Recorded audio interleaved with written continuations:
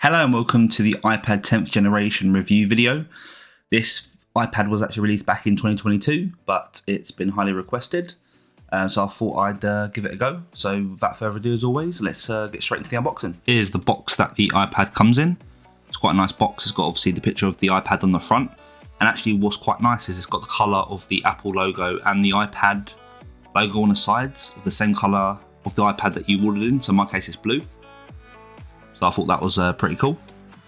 So in terms of the display, it's a 10.9 inch IPS liquid retina display, 2360 by 1640 at 264 pixels per inch, 60 Hz refresh rates.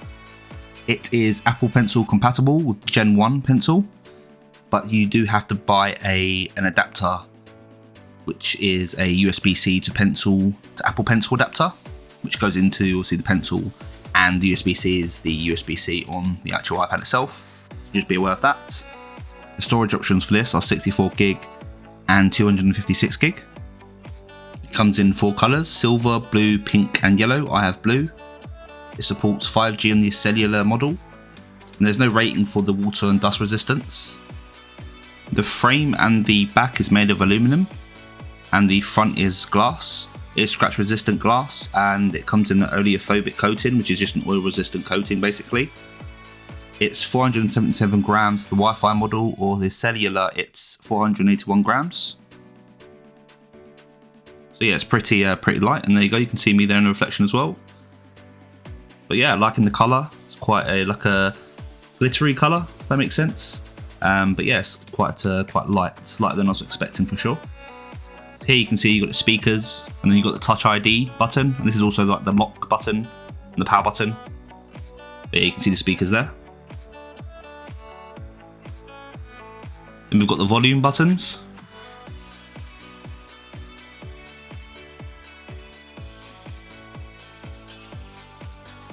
Then we've got the USB-C connector there and the speakers.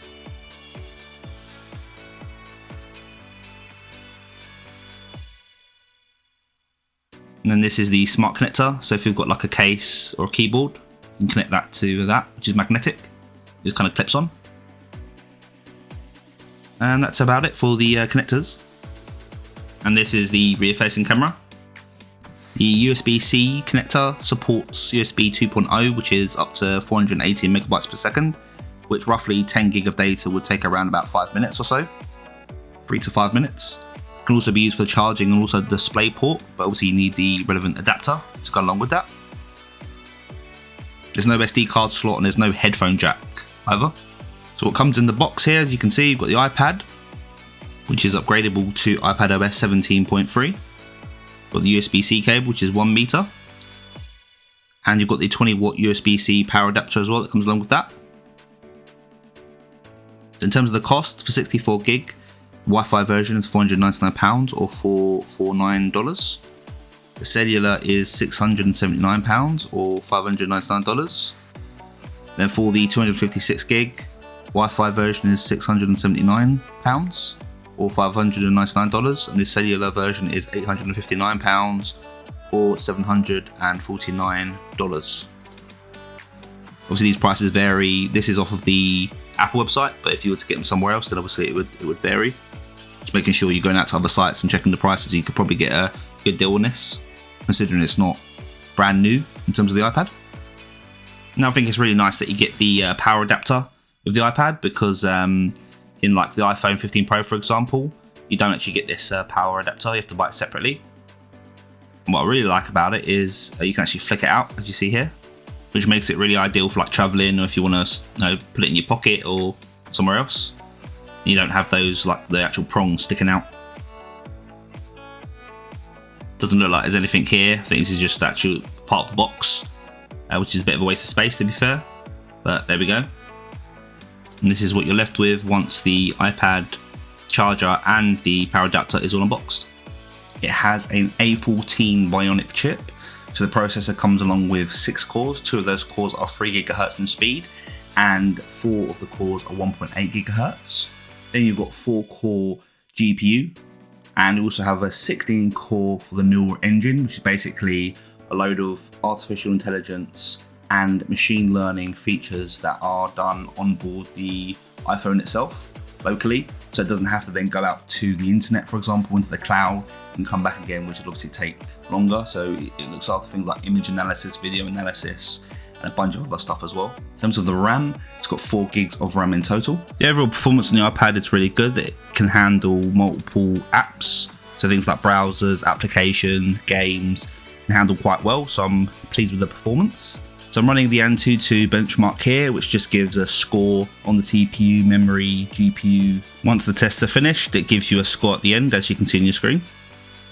And then the 3D Marks one here is for the actual graphics.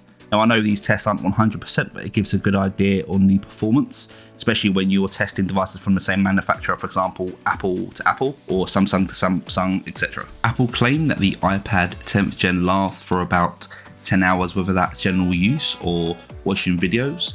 I put this to their test and can confirm that it lasts for about 6-ish hours. So that's the more realistic time frame in terms of how long that battery lasts. I then performed a charging test. So I've used a provided USB-C cable as well as the 20 watts power brick that comes with the iPad, or the power adapter, if you know it as that. So it started from 0 with the screen off completely, just to get the best results in terms of testing how long this charges. And then I've just sped this video up, just so obviously you're not looking through all the boring parts and waiting to see what the end time is.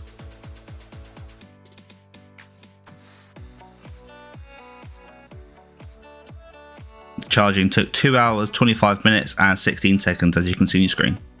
So in terms of the camera, it's got 12 megapixel camera, both rear and front facing. It supports HDR, and also it supports 4K 60 frames per second. Of course, it supports 1080p as well. And both the video and audio that I'm showing you right now is directly off the iPad. So thanks for watching. Hope you found this video useful. Please like, share and subscribe. It's much appreciated. And I'll see you in the next video.